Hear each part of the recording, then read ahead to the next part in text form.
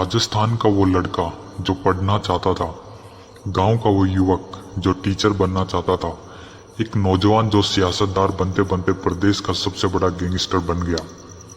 उस गैंगस्टर की कहानी जिसने जीते जी पुलिस की नींद हराम कर दी और उसकी मौत ने प्रदेश की सरकार को हिलाकर रख दिया।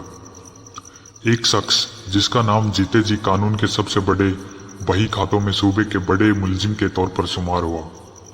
वो मरने के बाद अचानक गरीबों का सबसे बड़ा मसीहा यानी रॉबिन हुड बन गया।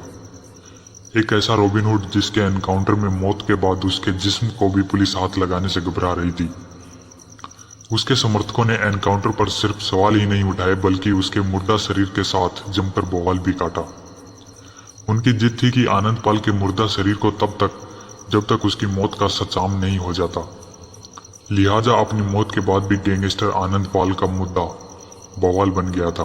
आधे दर्जन से ज्यादा कत्ल के इल्जाम, उस पर 37 से ज्यादा गुनाह के मामले, उस पर बेगुनाहों से पुलिस वालों तक का खून बहाने का इल्जाम, तस्करी से लेकर फिरौती और वसूली तक की तोहमत उस पर।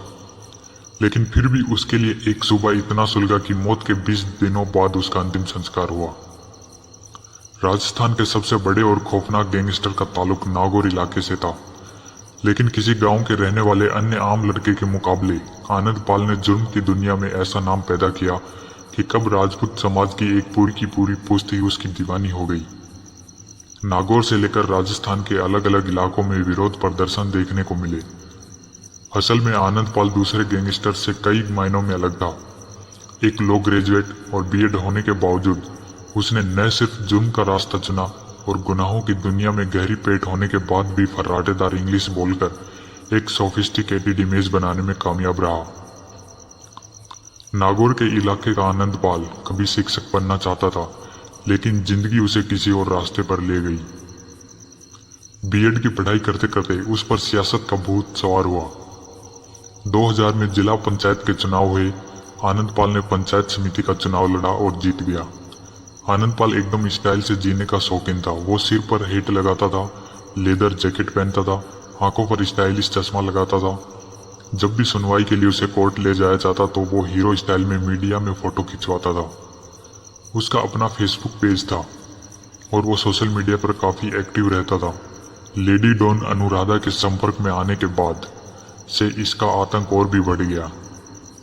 फर्राटेदार इंग्लिश बोलने वाला ये अपराधी राजस्थान सरकार की साख पर बट्टा लगा रहा था। सिक्कर के गोपाल फोगावट हत्याकांड को भी उसी ने अंजाम दिया था और कोर्ट ने 8 मामलों में उसे भगोड़ा घोषित किया हुआ था। आनंद पाल की दहशत लगातार बढ़ती जा रही थी। उसके गैंग में 100 से भी ज्यादा बदमाश शामिल थे। वर्ष 2015 में आनंद पाल पुलिस को नशीली मिठाई खिलाकर फरार हो गया और उसके बाद उसने सरकार और पुलिस की नाक में दम कर दिया। इसके बाद राजस्थान पुलिस लगातार आनंद पाल को ढूंढ रही थी और 24 जून को उन्हें पता चलता है राजस्थान के चूरू जिले के मोलासर गांव में आनंद पाल छुपा बैठा है, जिसके बाद पुलिस पूरा जाब्ता लेकर वहां पहुंचती है। 24 जून 2017 की रात को स्पेशल ऑपरेशन चलाकर आनंद पाल का एनकाउंटर कर दिया जाता है।